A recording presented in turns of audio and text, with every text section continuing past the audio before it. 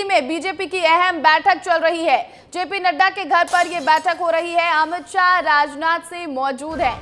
तो ये बड़ी खबर आपको बता दें, कल लोकसभा चुनाव के नतीजे आने हैं और ठीक इससे पहले आज बीजेपी राष्ट्रीय अध्यक्ष जेपी नड्डा के घर पर यह बैठक चल रही है। इस बैठक में अमित शाह राजनाथ सिंह शामिल हुए हैं। शपथ और जश्न को लेकर इसमें चर्चा हो रही है। तो बीजेपी लगातार अपनी जीत का दावा कर रही है। तो बीजेपी के जो दिग्गज हैं वो जेपी नड्डा के घर पर इसी को लेकर बैठक कर रहे हैं कि जीत का जश्न कैसे मनाया जाए। हालांकि हर राज्य में प्रदेश सरकारों को जो है वो इसके लिए आदेश और निर्देश भी दे दिए गए तैयारी करने के लिए कि किस तरह से ये जश्न मनाया जाएगा। लेकिन राष्ट्रीय अध्यक्ष के घर पर ये बड़ी बैठक होती हुई जीत के जश्न को लेकर, शपथ को लेकर ये बैठक हो रही है। तो कल लोकसभा चुनाव के नतीजे आएंगे और इससे पहले आज एक बड़ी बैठक बीजेपी के नेताओं की जेपी नड्डा के घर पर। अमित शाह, राजनाथ सिंह ये सब वहां पर मौजूद हैं और इस बैठक में ये चर्चा हो रही है कि आखिर किस तरह से शपथ ग्रहण समारोह होगा, किस तरह से जीत का जश्न मनाया जाएगा। तो बीजेपी अपनी जीत को लेकर पूरी तरह से आश्वस्त और इसी को लेकर जीत के जश्न को लेकर बैठक जेपी नड्डा के घर पर होती हुई। हालांकि इस बैठक में प्रधानमंत्री तो नहीं है, लेकिन अमित शाह और राजनाथ सिंह जरूर हैं और इन लोग यहाँ पर यही चर्चा कर रहे हैं कि किस तरह से शपथ ग्रहण होगा, किस तरह से जीत का जश्न मनाया जाएगा। बाकी जहां जहां जिस राज्य में बीजेपी की सरकार है उन राज्यों में भी जो प्रदेश सरकार है उनको निर्देश जरूर दे दिए गए हैं कि किस तरह आप जीत का जश्न मनाएं। लेकिन दिल्ली में ये अहम बैठक बिल्कुल परिणाम से एक दिन पहले कल नतीजे आएंगे और कल ये साफ होगा कि आखिर इंडिया गठबंधन या फिर एनडीए किसकी सरकार बनती है। लेकिन एग्जिट पोल में ये साफ साफ दिख रहा है कि एक बार फिर से एनडीए की सरकार बनती हुई नजर आ रही है। मोदी 3.0 की वापसी हो रही है, लेकिन अभी भी जो है वो पिक्चर साफ कल ही हो पाएगा। उससे पहले ये बैठक यहाँ पर होती हुई दिल्ली में बीजेपी की ये अहम बैठक, जेपी नड्डा के घर पर ये बैठक हो रही है। अमित शाह, राजनाथ सिंह सभी यहाँ पर मौजूद हैं और ये बड़ी बैठक जीत के जश्न को लेकर तो आश्वस्त है बिल्कुल बीजेपी एनडीए गठबंधन अपनी जीत को लेकर और इसीलिए ये बैठक कर रही है कि किस तरह जीत का जश्न मनाया जाएगा, शपथ ग्रहण समारोह कितना ग्रैंड होगा। तो 4 जून की तारीख देश के लिए बहुत अहम होने जा रही है। आप पीछे देख रहे होंगे प्रधानमंत्री 2024 का ये जो बैकग्राउंड लगा है, बिल्कुल यही जो है पिक्चर साफ हो जाएगी कि कौन बनेगा प्रधानमंत्री 2024 में। और बस अब 24 घंटे से भी कम का समय बचा है जब ये पता चल जाएगा कि देश में कौन राज करने वाला है। लोकसभा चुनाव 2024 के लिए 16 मार्च से चुनाव प्रचार शुरू हुआ था। ये प्रचार 75 दिन चला था। 19 अप्रैल से 1 जून तक 7 फेज में वोटिंग हुई। चुनाव की ये प्रक्रिया कुल 43 दिन तक चली और अब 4 जून को पिछले 80 दिनों का इंतजार खत्म होगा। इस बार कुल 8,360 उम्मीदवारों ने चुनाव में अपनी किस्मत आजमाई है। तो 4 जून को विस्तार न्यूज भी आपको सटीक नतीजे दिखाएगा, सबसे तेज नतीजे दिखाएगा कि आखिर किस सीट पर कौन जीतने वाला है और कौन बनने वाला है प्रधानमंत्री। लोकसभा चुनाव 2024 में किस पार्टी की जीत होगी, इंडिया गठबंधन या एनडीए किसकी सरकार बनेगी, क्या मोदी सरकार जीत की हैट्रिक लगाएगी, इस पर भी चर्चा होगी और इसकी भी तस्वीर कल जो है वो साफ हो जाएगी। लेकिन आप ये जरूर याद रखिए कि विस्तार न्यूज आपको सबसे तेज और सटीक नतीजे दिखाएगा 4 जून को। और 7 चरण में जो मतदान हुए इसमें कुल 8,360 उम्मीदवारों ने अपनी किस्मत आजमाई है और देखना होगा कि अब किस सीट पर किसकी जीत होती है। क्या एक बार फिर से मोदी सरकार की वापसी होती है या फिर इस बार कुछ उलटफेर हो जाता है। तो ये तस्वीरें तो कल नतीजे के साथ ही साफ होंगी। लेकिन जो दल है, इंडिया गठबंधन हो या फिर एनडीए हो, ये दोनों अपनी जीत को लेकर बेहद आश्वस्त। एक और राहुल गांधी कहते हैं हम 295 सीट जीतने वाले हैं। आपने वो गाना सुना होगा सिद्धू मूसेवाले का, इस तरह से उन्होंने ये रेफरेंस दिया। तो वहीं दूसरी ओर बीजेपी दावा कर रही है कि अब की बार 400 पार और 370 अकेले बीजेपी लेकर आएगी और एनडीए गठबंधन 400 लेकर आएगी। तो 4 जून की तारीख देश के लिए बेहद अहम, क्योंकि प्रधानमंत्री चुना जाएगा और किस पार्टी की जीत होगी इसकी पिक्चर जो है वो कहीं ना कहीं साफ हो जाएगी। आपको बता दें कि विस्तार न्यूज लगातार आपको सबसे तेज नतीजे दिखाएगा 4 जून को, तो आप देखना मत भूलिएगा विस्तार न्यूज। और क्योंकि 24 घंटे से भी कम का समय बचा है और 24 घंटे के बाद ये पता चलने वाला है कि देश में कौन राज करने वाला है। क्या एक बार फिर से प्रधानमंत्री नरेंद्र मोदी ही पीएम बनने वाले हैं या फिर इस बार कुछ अलग होने वाला है, क्योंकि कई ऐसे विपक्ष के जो नेता हैं वो कहते हैं कि इस बार चौंकाने वाले नतीजे आएंगे। आखिर क्या वो नतीजे होंगे ये तो कल तस्वीर साफ होगी, लेकिन जीत का आश्वासन दोनों तरफ से है। और लोकसभा चुनाव के लिए आपको ये भी बता दें कि 16 मार्च से चुनाव प्रचार शुरू हुआ था। ये प्रचार 75 दिन चला था। आप लगातार ग्राफिक्स के जरिए भी देख पा रहे होंगे। 19 अप्रैल से 1 जून तक 7 फेज में वोटिंग हुई। चुनाव की ये प्रक्रिया कुल 43 दिन तक चली और अब 4 जून को पिछले 80 दिनों का इंतजार खत्म होने वाला है।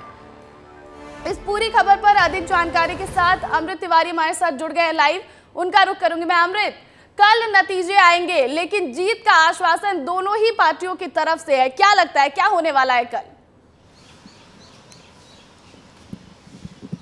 जी देखिए, अभी जो है नतीजे आने बाकी हैं, लेकिन जिस तरह से एग्जिट पोल के नतीजे आए हैं उसको मद्देनज़र रखते हुए भारतीय जनता पार्टी में खासा उत्साह देखा जा रहा है। तमाम नेता अपनी बैठकों का दौर शुरू कर चुके हैं। अभी मैं बीजेपी के राष्ट्रीय अध्यक्ष जगत प्रकाश नड्डा उनके आवास पे खड़ा हूँ और यहाँ पे एक अहम बैठक चल रही है। जेपी नड्डा के अलावा यहाँ पे केंद्रीय गृह मंत्री अमित शाह, राजनाथ सिंह और इनके अलावा BL संतोष और संगठन के और दूसरे बड़े नेता भी मौजूद है जिनके साथ जो है बैठक चल रही है।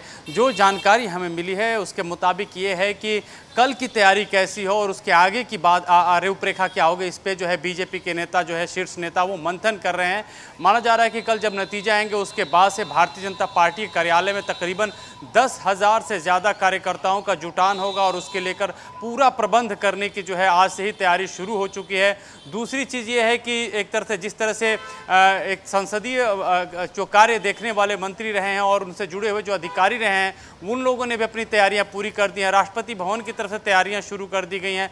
तो ये साफ है कि एक ये भी माना जा रहा है कि 10 जून के भीतर ही शपथ ग्रहण समारोह का भी कार्यक्रम शुरू होगा और उसको लेकर के पूरी तरह से तैयारियां शुरू। जो एयरपोर्ट से लेकर के एक तरह से जो ट्रांजिट कैंप है, एयरपोर्ट, रेलवे स्टेशन, वहाँ से जो नए जीते हुए सांसद होंगे उनको कैसे ले लाया जाएगा, इसकी भी तैयारियां दिल्ली में जोर शोर से चल रही हैं। और इसी के मद्देनजर जेपी नड्डा के आवास पे जो है जिसमें बैठक चल रही है, इन सभी बातों को ध्यान में रखते हुए पार्टी किस तरह से काम करेगी, किस तरह से उनका मैनेजमेंट होगा, किस तरह से वो आगे बढ़ेंगे, इस पे लगभग जो है बातचीत चल रही है। हालांकि भारतीय जनता पार्टी जैसा कि माना जाता है एक सरप्राइज एलिमेंट देने के लिए जानी जाती है, वो सरप्राइज क्या होगा वो 4 जून को ही पता चलेगा। बिल्कुल बिल्कुल अमृत, तो ये सरप्राइज क्या होने वाला है ये तो कल ही निकलकर सामने आएगा। और हालांकि कांग्रेस हो या फिर बीजेपी हो, अपनी अपनी जीत का दावा दोनों ही पार्टियों का है। अब देखना होगा कि कल नतीजे आते हैं फिर क्या होता है। बहुत बहुत शुक्रिया अमृत तमाम जानकारी के लिए। तो वहीं दूसरी ओर छत्तीसगढ़ की राजधानी रायपुर में काउंटिंग के अंतिम दौर की तैयारी में निर्वाचन आयोग जुटा हुआ है। मंगलवार की सुबह 8 बजे से रायपुर के सेज बहार इंजीनियरिंग कॉलेज में मतगणना शुरू होगी। इसको लेकर क्या कुछ तैयारी है, इसका जायजा लिया है हमारे संवाददाता रोहित मिश्रा ने।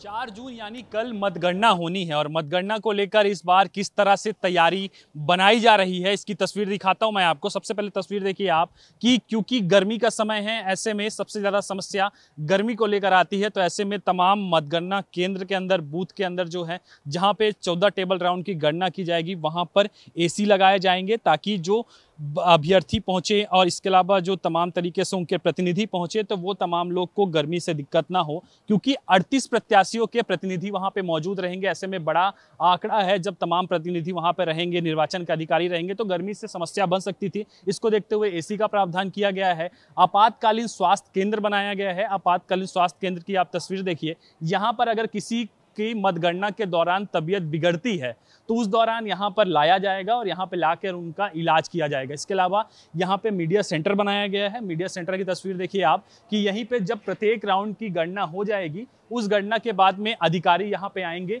मीडिया को जानकारी देंगे और मीडिया अपने माध्यम से जो तमाम आगे है वो जो ब्रॉडकास्ट है वो करने वाली। इसके अलावा लू से सावधानी कैसे बचाई जाए, लू से जान कैसे बचानी है और किस तरह की सावधानियां बरतनी है, इसको लेकर जिला प्रशासन और स्वास्थ्य विभाग की ओर से जो पोस्टर है वो लगाया गया है ताकि तमाम लोग सुरक्षित रह सके। इसके अलावा ID कार्ड का प्रावधान किया गया है कि जो भी मतगणना केंद्र के अंदर रहेगा, जो भी इस केंद्र के अंदर रहेगा उसको लेकर जो है ID कार्ड जारी किया जा रहा है, जिस पर साफ तौर पर आप देख सकते हैं आइडेंटिटी कार्ड इस तरह का है और इसी तरह का आइडेंटिटी कार्ड होने के बाद ही जो है अंदर प्रवेश जो है वो दिया जाएगा। इसके अलावा और कई तरीके से तैयारी जो है वो बनाई जा रही है। कल सुबह 8 बजे से जब मतगणना शुरू होगी उसके बाद से यहाँ पर लगातार अपडेट्स भी दिए जाएंगे। तो तमाम तरीके से तैयारी जो है वो बना ली गई है। कैमरा पर्सन किशन के साथ रोहित मिश्रा, विस्तार न्यूज़, रायपुर।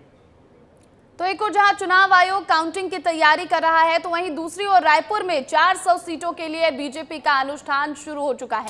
बीजेपी नेता और कार्यकर्ता इस अनुष्ठान में मौजूद हैं। रायपुर लोकसभा प्रत्याशी बृजमोहन अग्रवाल भी थोड़ी देर में यहां पर शामिल होंगे।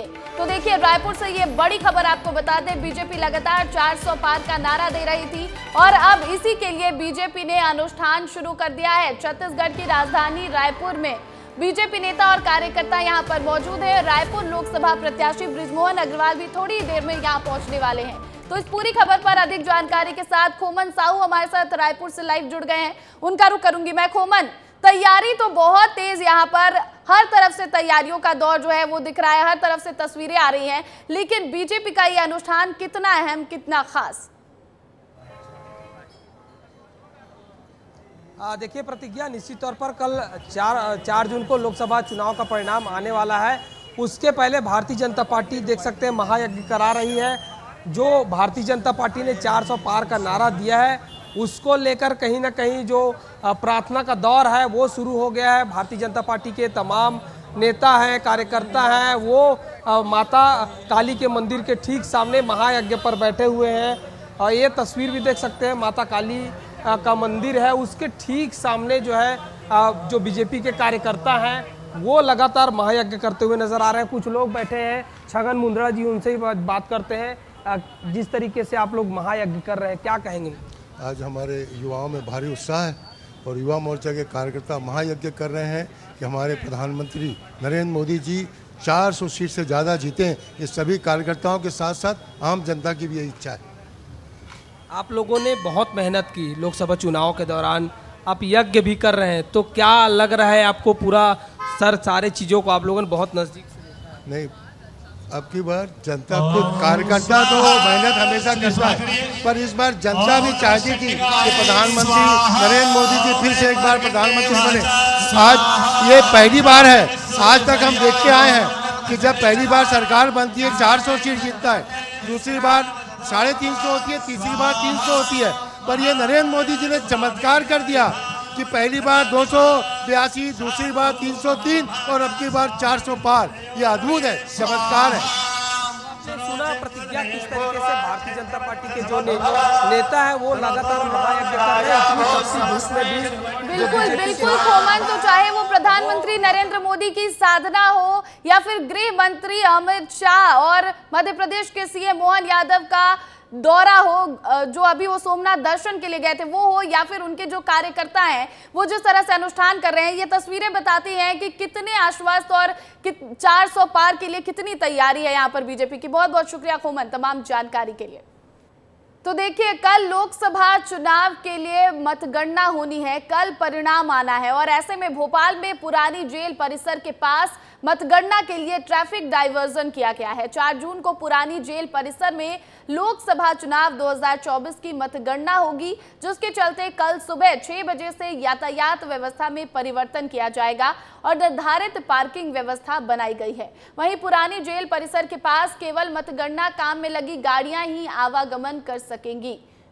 तो ये पूरी तैयारी, किस तरह से काउंटिंग को लेकर तैयारी जो जिला प्रशासन की और खासकर ट्रैफिक पुलिस की तैयारी जो है उससे जुड़ी ये खबर आपको बता दें। और क्योंकि अगर आप भोपाल में रहते तो आपके लिए जानना बेहद जरूरी कि आखिर ट्रैफिक डाइवर्जन किया गया है, कहां कहां पर ट्रैफिक डाइवर्जन किया गया और क्या कुछ तैयारी यहां पर प्रशासन की तरफ से। लोकसभा चुनाव के नतीजे कल यानी 4 जून को आने हैं। राजधानी भोपाल की अगर बात करें तो यहाँ पर स्ट्रांग रूम पुरानी जेल में बनाया गया है।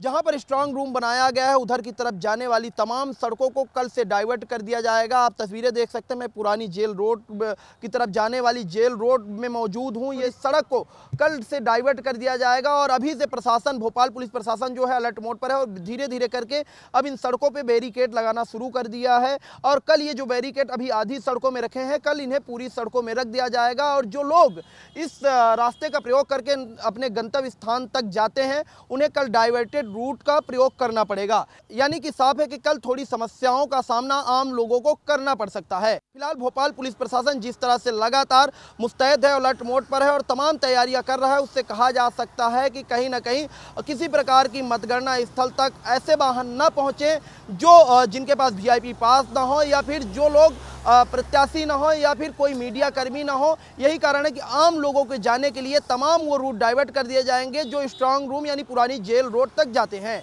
कैमरा पर्सन नागेंद्र के साथ सूरज तिवारी, विस्तार न्यूज।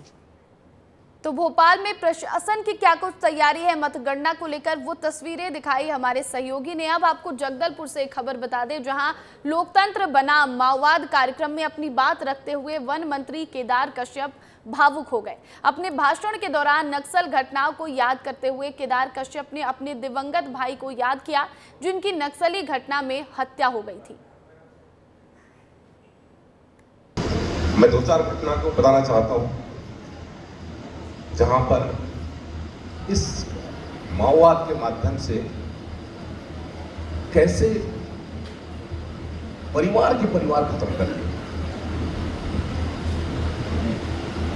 क्या ये लड़ाई उस क्षेत्र में विकास के लिए नहीं, क्या वहां के लोगों को शिक्षा, स्वास्थ्य या फिर रोड कनेक्टिविटी नहीं मिलनी चाहिए?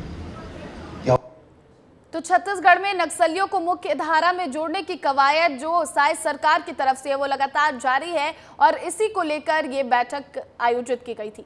तो वहीं दूसरी ओर मध्य प्रदेश से एक बड़ी खबर आपको बता दें, जहां निर्दलीय विधायक डोडियार ने मुख्यमंत्री को चिट्ठी लिखी है। लाडली बहन योजना की राशि 5,000 तक करने की मांग रखी है। सैलाना विधानसभा सीट से विधायक हैं कमलेश्वर डोडियार।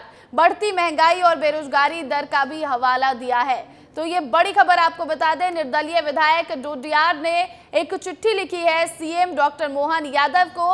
लाडली बहना योजना की राशि बढ़ाकर 5,000 तक करने की मांग रखी गई है। इस चिट्ठी में सैलाना से विधानसभा सीट से विधायक है कमलेश्वर डोडियार और अपनी चिट्ठी में उन्होंने बढ़ती महंगाई और बेरोजगारी दर का हवाला दिया है। उसका जिक्र किया है कि महंगाई इतनी ज्यादा बढ़ गई है, बेरोजगारी दर भी बढ़ता जा रहा है, इसीलिए लाडली बहन योजना अब 5,000 कर दिया जाए, उसमें राशि जो है अब बढ़ा दी जाए उसकी राशि। तो वहीं मुरैना के सुमावली विधानसभा के सुसनी गांव में बीजेपी युवा मोर्चा के जिला उपाध्यक्ष अमित उपाध्याय के फार्म हाउस पर चोरों ने चोरी की घटना को अंजाम दिया है, जहां से चोर कई किसानों के औजार, पाइप और अन्य लोहे के सामान पर हाथ साफ कर फरार हो गए। जिसकी सूचना मिलने पर बीजेपी नेता ने पुलिस से शिकायत की है और शातिर बदमाशों की तलाश में पुलिस अब जुट गई है। मेरे फार्म हाउस पर इन लोगों ने रात्रि में चढ़कर ऊपर से ताले चटकाकर और गेटों को तोड़कर कुछ मशीनों को ले गए, कुछ औजार थे उनको ले गए, बेड का गद्दा था उसे ले गए और भी कई छोटी मोटी चीज़ें थी उन्हें ले गई, जिसको कुल मिलाकर 20 से 25 हज़ार रुपये का मेरा नुकसान हुआ है। जो मेरा माननीय प्रशासन से निवेदन है कि रात्रि गश्त को बढ़ाया जाए और इन चोरों को जल्द से जल्द पकड़ा जाए।